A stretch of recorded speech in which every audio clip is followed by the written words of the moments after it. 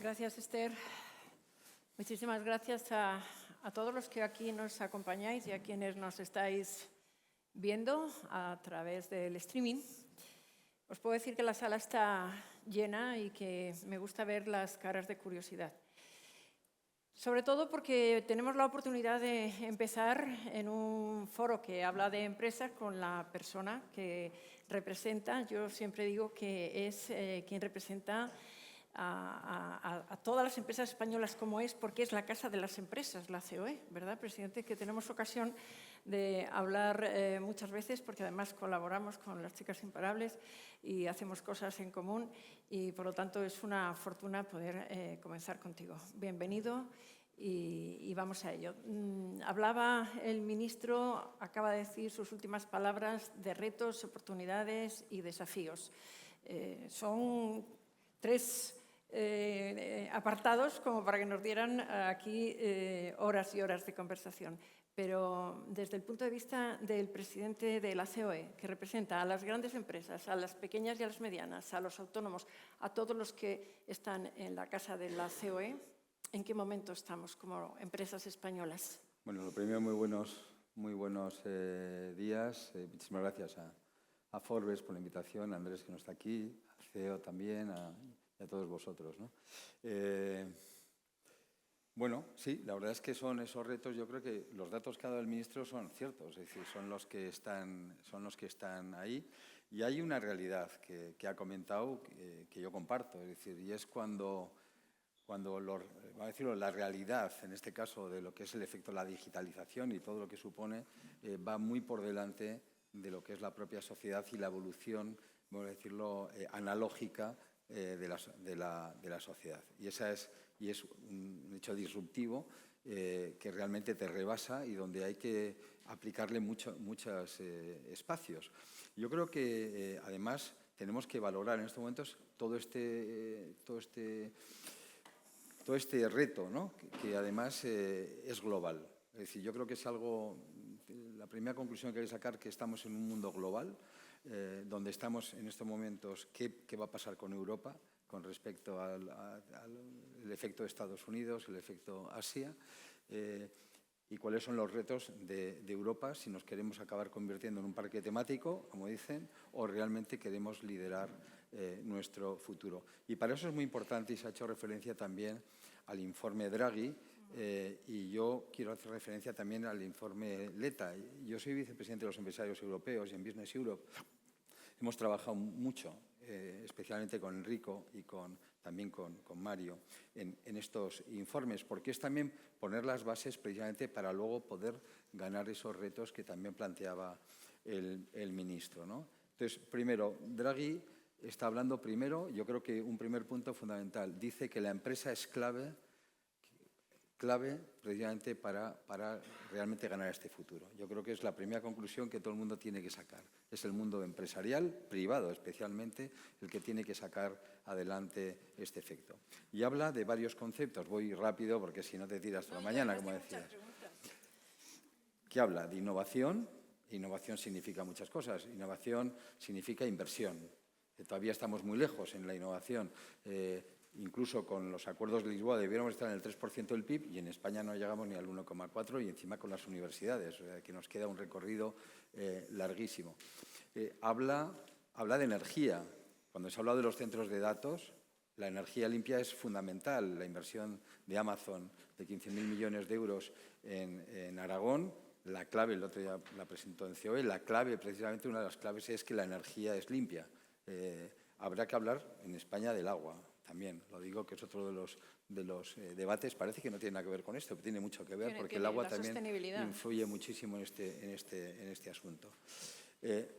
Hay un tema que a nosotros nos preocupa de manera brutal. Si le preguntas a José María Álvarez Pallete, que por cierto le acaban de hacer ayer presidente de nuevo mundial de la patronal de las telecomunicaciones, si le preguntas cuál es la necesidad en estos momentos desde el punto de vista de las personas, está hablando que en estos momentos, solo en estos momentos, está hablando de más de 30.000 personas especialistas en ciberseguridad serían necesarias, solo en este momento.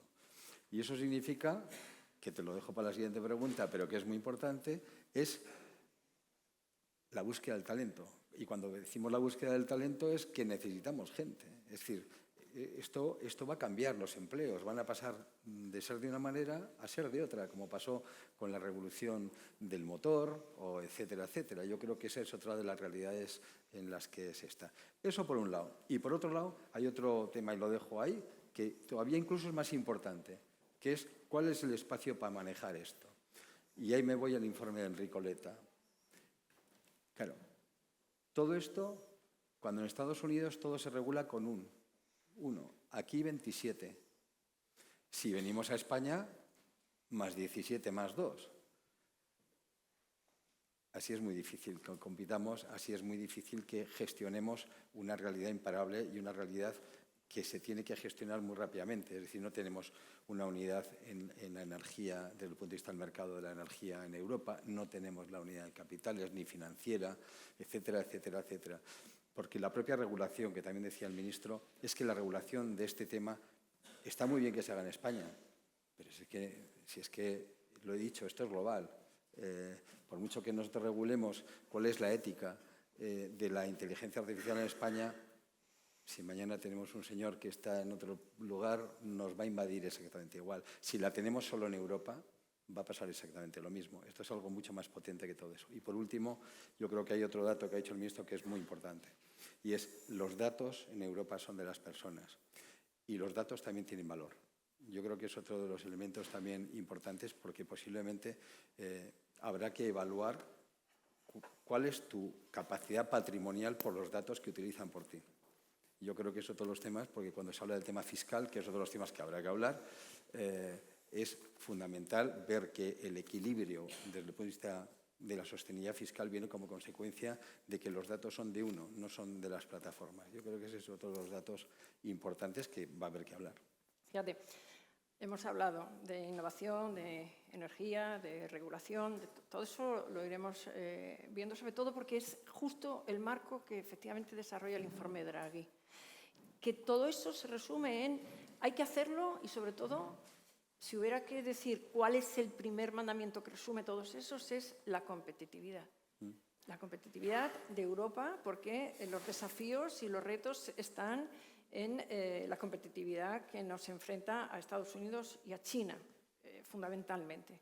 Y, por lo tanto, si lo traemos a la empresa española, el marco es europeo, pero trayéndolo a nuestra casa, ¿cómo hacemos para que esta competitividad mejore y nos pongamos las pilas donde queremos? Pues mira, te voy a decir una palabra que define la competitividad o donde empieza la competitividad, y es la palabra confianza. Y parece mentira, y dice, bueno, ¿qué tiene que ver la competitividad con la confianza? Mira, para que haya competitividad en las empresas tiene que haber esa inversión exactamente para contratar, para invertir, para hacer innovación, etcétera, etcétera. Y la palabra confianza viene de tres espacios, ¿no? Que es la seguridad jurídica, la estabilidad regulatoria y la calidad de la norma. Para que el mundo empresarial, para que el sector privado avance, para que tenga un plan de negocio, un plan estratégico, lo que necesita es el espacio de saber dónde están las cosas y a dónde tienen que ir. Voy a poner un ejemplo. Es en el área energética, pero me da igual, ¿vale? Para lo que estamos hablando. El Plan de Energía y Clima al año 2030 está hablando de 300.000 millones de euros de inversión en España. Por tanto, el sector energético tiene que invertir 300.000 millones en España si queremos llegar a los objetivos, vamos a decirlo, verdes, renovables. Imaginemos que siempre hablamos de los fondos europeos, que también el ministro lo ha hablado, y están ahí, es una realidad y se tienen que utilizar. Vamos a poner en mucho que lleguen 30.000 millones, que lleguen 40.000. Mucho me parece que llegaran, pero vamos a poner... Es que faltan 260.000 millones. Y esos 260.000 millones son las compañías que tienen que invertir. Y esas compañías que tienen que invertir necesitan seguridad jurídica, estabilidad regulatoria para hacer esas inversiones. La banca, que es la que va a tener que participar en esas inversiones, también tiene que tener la fiabilidad y la confianza para hacerlo. Claro, si esas compañías ven impuestos a la carta, como estamos viendo estos días, si esas compañías les cambian la regulación mañana, pasado, como podemos observar muchas veces, pues ese nivel de confianza cae.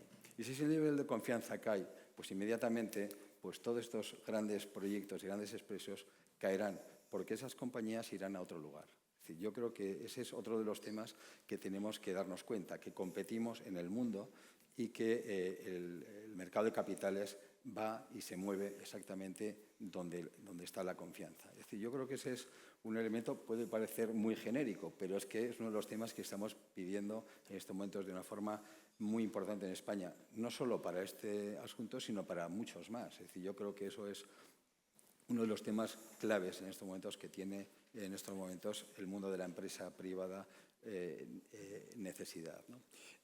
Yo creo que principalmente yo pondría que es el punto clave previamente para ganar este espacio.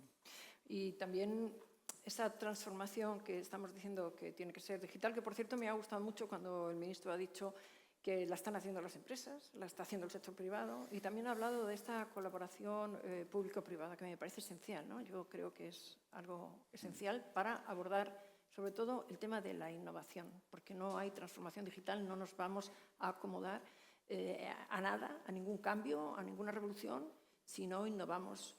Y esa innovación es verdad que viene de los pequeños, de los medianos, de cualquier persona que nos está viendo, y ahí también necesitamos ¿el qué?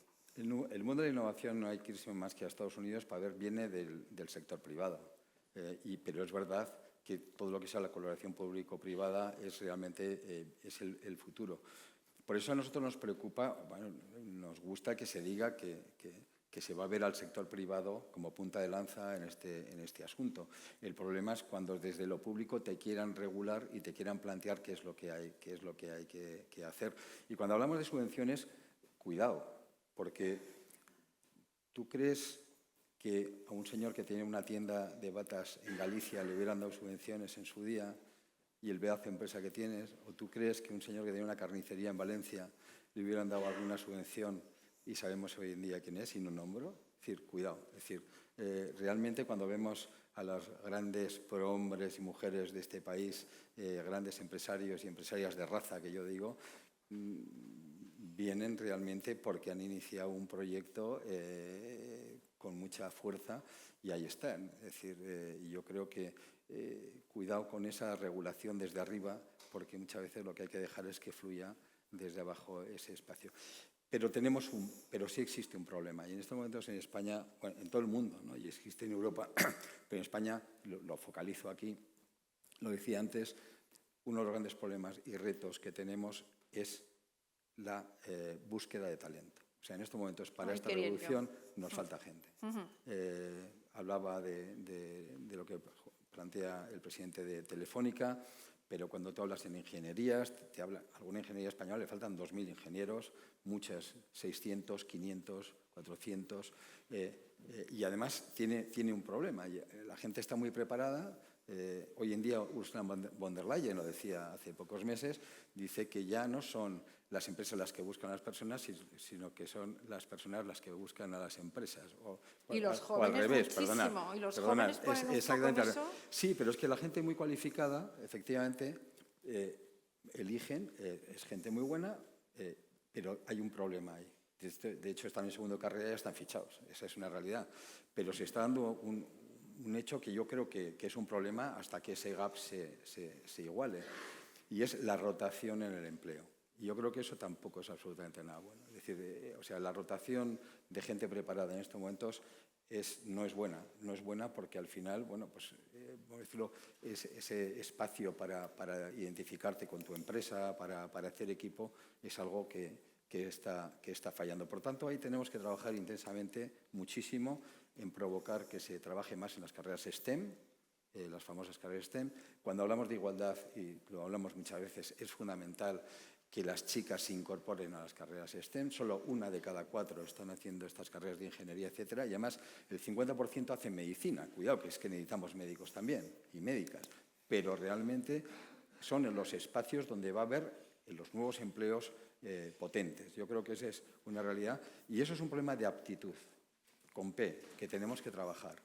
Formación profesional. Estamos trabajando también con el Ministerio porque es fundamental que no solo hay que ser ingeniero. O sea, en esto puede haber materias donde gente se puede cualificar desde las bases de la formación profesional. Pero aparte también tenemos un problema de actitud, Sí. Hay otro problema de actitud, porque también es verdad, no tiene nada que ver con esto, pero también faltan camareros, faltan conductores. Estamos hablando hay de empresas en la España, de la C, ¿no? Hablabas la de al la principio C, con la P y ahora con la C, y esa ¿no? es una realidad también. Es decir, tenemos empresas en España de autobuses que tienen escuelas de conductores en Marruecos.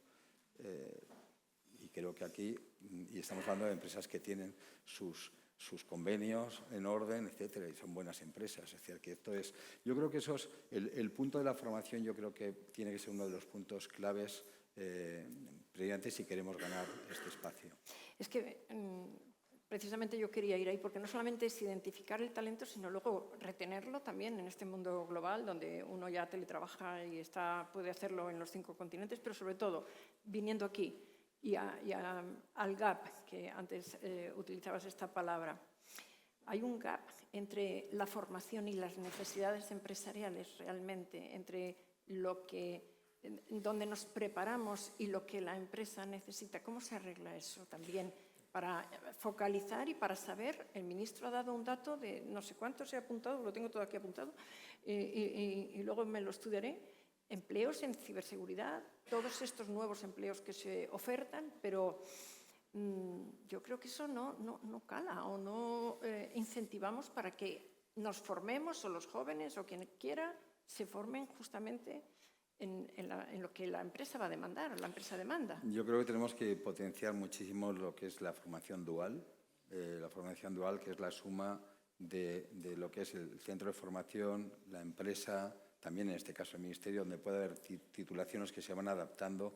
Hoy en día la formación no es estudiar 3 años y se ha acabado, sino que es estudiar permanentemente lo que te toca, ¿no? A cada uno lo suyo. Y creo que hay otro dato también clave, y es potenciar la industria. Es decir, menos mal que en España tenemos el turismo, y bienvenido sea, y son realmente lo que nos está dando los buenos resultados. Por tanto, y es una maravilla tener las multinacionales, especialmente familiares, en el turismo. Pero en España tenemos también un déficit enorme con la industria, y cuando vemos el tema industrial estamos viendo, cuidado, porque la industria es la que al final genera esa innovación. Más del 50% de la innovación se genera en la industria, porque los empleos cualificados de alta retribución son en la industria. Y cuando hablamos de los objetivos 2030, se nos olvidan los objetivos 20-20-20. Y el último 20 era que el 20% del Producto Interior Bruto de un país fuera industrial. Y aquí con la energía estamos en el 15%. Ese es un dato que a veces se soslaya y que es clave. Es decir, el sector industrial, el automóvil, la química, hay que cuidarlo, pero hay que cuidarlo de verdad. Por eso, cuando estamos viendo, por ejemplo, los tipos impositivos, cuando estamos viendo un montón de elementos, parece, dices, bueno, estás hablando de la industria básica. No, es que la industria es la que sabe hacer esta revolución, es que es la que tiene capacidades y es la que tiene que tener. Recordar que desde hace tiempo se habla ahora la famosa autonomía estratégica, porque la autonomía estratégica es industrial, y es decir, tenemos que ser capaces de gestionar una industria europea. Y ahí también he estado en Roma la semana pasada, ayer en Portugal también, y tenemos que tener campeones europeos. Por eso no se entiende lo de los 27 países, por eso no se entiende, bueno, bien entendido, lo digo. Por eso tenemos que ir a esa unificación de criterios, porque si queremos competir con el mundo, no puede ser que en otros espacios haya un campeón o dos y aquí pretendamos ser 19, 20. Incluso en España, cada una de las autonomías por su cuenta. Yo creo que ese es otro de los temas que todo este mundo que viene nos tiene que hacer reflexionar. No estoy diciendo que deshagamos lo que hay, estoy diciendo que tenemos que ir a un paso más. Nosotros estamos apoyando, por ejemplo, en estos momentos al ministro Cuerpo, ¿no? A Carlos Cuerpo, porque nos parece una buena iniciativa la Autonomía 20, porque para estos temas va a haber que gestionar esa regulación global. No tiene sentido que la hagamos en Logroño de una manera, en Murcia de otra o en el País Vasco de otra diferente. Tiene sentido que vayamos a una porque es que el objetivo tiene que ser común. De todos modos, una de las cosas también que hablábamos desde el inicio del informe Draghi nos advierte de ese exceso de regulación frente también a los competidores y eso nos viene marcado. ¿Cómo nos ponemos como europeos, ¿no? Mira, Es decir, porque estamos en el rincón de mayor bienestar del mundo y así lo creemos. Sí, mira. Pero también es cierto que esto os limita mucho a las empresas. O, bueno, nos limita también. Yo trabajo y me vinculo con las Lo empresas. digo por sonreír un poco, porque para que se entienda. Sí, El año sí, pasado claro. ha habido Estamos empezando, además. más de 650 leyes o normas en España, ¿no? Pero nosotros solemos hacer un estudio en Business Europe, siempre hablamos que el gran problema es la burocracia, la regulación, ¿no? Que, por cierto, si os dais cuenta, arreglar esto es gratis. No estamos pidiendo dinero. Estamos pidiendo que no se regule tanto, que nos cueste tanto dinero y tantos líos, es decir, o tantos papeles para manejar. Bueno, el año pasado, en los boletines oficiales del Estado, en páginas, hicimos un cálculo para que se entienda. Si pones las páginas una encima de otro, es una de las torres de la Sagrada Familia de Barcelona, son 128 metros. Si pones las hojas una tras otra, vas de Madrid a Murcia. ¿Qué dices? Andando. Pero eso no Sí, puede ser. sí, vas de Madrid a Murcia. Sí, No me sí. lo creo. Hace 2 años era a Zaragoza, son 300 kilómetros. El año pasado era a Bilbao. A mí me fastidia porque ya me han pasado los de Murcia, ¿no? Pero este año ya llegas a Murcia. Son 400, no sé cuántos kilómetros largo. Son 11 vacas. Pero ¿y cómo que lo pesan aprendéis 600 kilómetros. eso? ¿Cómo se lo aprende? Porque la inteligencia artificial también vale para estas cosas. Ah. Vale. Son 3.500 páginas que tendrías que leer al día. Esos son... bueno, y os voy a decir un tema. O sea, que estamos en el mundo de... Y esto es el año 23 o 22, que además, curiosamente, durante 4 o 5 meses no tuvimos gobierno. Bueno, esa es una realidad que está ahí. Si te das cuenta, cuando hablas de ir a Murcia, dices, pues son muchos papeles para leer, ¿no? Son muchas cosas para estudiar, porque además algunas con coma te las meten, ¿no? En los famosos decretos ómnibus y cosas de estas, donde no te enteras y te acaban de meter un gol, ¿no? Es decir, yo creo que eso es lo que hay que simplificar. Por ejemplo, hay algo que ha salido ahora de la RAE, que yo creo que es fantástico también, que es cómo se tiene que redactar, cómo se tiene que escribir a partir de ahora las normas. Porque también yo he hablado de la calidad... el que fue presidente, Muñoz Machado, Sí. Ayer me llegó el libro ya, Sí, es ¿no? maravilloso, Pero que es ya lo fantástico. he ojeado. Bueno, porque es que también, cuando hablaba de la seguridad jurídica, de la estabilidad regulatoria, he hablado de la calidad de la norma. Y es también que es muy importante que sepamos qué significa lo que lees, para poder entendernos, ¿no? Entonces, eso lo tenemos que hacer en España. Nosotros estamos trabajando para que pase en Europa, pero todo esto, si te das cuenta, cuando tú evalúas, por ejemplo, ¿dónde están las inversiones españolas en este momento? Todas están yendo a Estados Unidos. El primer país donde se está yendo las inversiones españolas es a Estados Unidos y a Australia y a Reino Unido otra vez. ¿Por qué? Porque nos da seguridad jurídica, porque es un sistema que da seguridad. Bueno, si no hay más que copiar. ¿Y eso cuando lo explicas? Si es muy sencillo. ¿Cuántas veces no lo innovemos, explicas? copiemos. ¿Eso dónde lo explicas y cuántas veces lo explicas? Todos los días. Todos los días. Y me aburro y ahora me beberé 1 litro de agua. Bueno, nos parece muy importante el tema de la gobernanza de las empresas que trabajen con estos objetivos de los ODS. Yo, la primera vez que estuve ya con el presidente Garamendi siendo presidente de la COE, lo primero que vi fue ya ODS por todos los lados y trabajábamos nosotros en algunos conjuntamente, pero sé que ha sido tu dirección y para las empresas la sostenibilidad, la diversidad y, por cierto, incorporar mujeres, que es sumar el 100% del talento, que es una cosa tan evidente como incluso lo has llevado a cabo dentro de la COE. Me consta que ahora tienes por lo menos tantas directivas como directivos. Más. ¿Más ya? Sí. Pero es porque sois mejores. Pero claro, pero... Yo siempre digo, he elegido al mejor. ¿Y qué porcentaje es ese? Pues Vamos, somos ya mujeres. que yo me dedico a este mundo del liderazgo femenino, ¿qué porcentaje? Es que se me ha olvidado estudiar los últimos días. En la alta dirección está el 50 y en el equipo directivo el 60. Pues enhorabuena, ese es un No, ejemplo pero para las vosotras. empresas. ¿Qué tienen que hacer las empresas para que se lo crean de verdad? Y luego, cuando Pero es hablamos que de lo están sostenibilidad, haciendo. presidente, porque me gustaría terminar con esto, a veces dices, ya está hablando aquí de sostenibilidad, vaya, es que suena como una matraca y realmente es esencial. En la conversación ha salido varias veces energía, ha salido el agua, pero es que no podemos hacer no hay otro camino. Nos lo ha marcado también el informe Draghi, que es el que dice cómo tiene que trabajar la Comisión Europea en estos 4 años, 5 años. De verdad, ¿qué hacemos para que nos lo creamos y para que ese sea el camino, el de la sostenibilidad, para generarnos entornos positivos para todos, ¿no? Pues yo creo que creer más en las personas. Es el famoso humanismo cristiano de Europa, que lo ha habido siempre, que nos diferencia del resto, lo ha dicho el ministro, y que yo creo que no podemos renunciar a él. Al final es la naturaleza y las personas, y ponerlas en el centro. Cuando tú ves los objetivos 2030, es puro sentido común, es poner a las personas en el centro de las cosas, y al final el 17, que yo creo que es el que resume todo, es decir, oye, y colaboremos todos en esos objetivos, ¿no? Que es lo que dice el objetivo 17. Por tanto, cuando se hace el efecto público-privado, colaboremos. Nosotros hemos venido aquí para sumar, ¿no? Es decir, para sumar bien, pero hemos venido a sumar. Y es lo que y es lo que estamos y lo que queremos hacer. Bueno, justo estamos ahora mismo en el Tense Up, ahora mismo.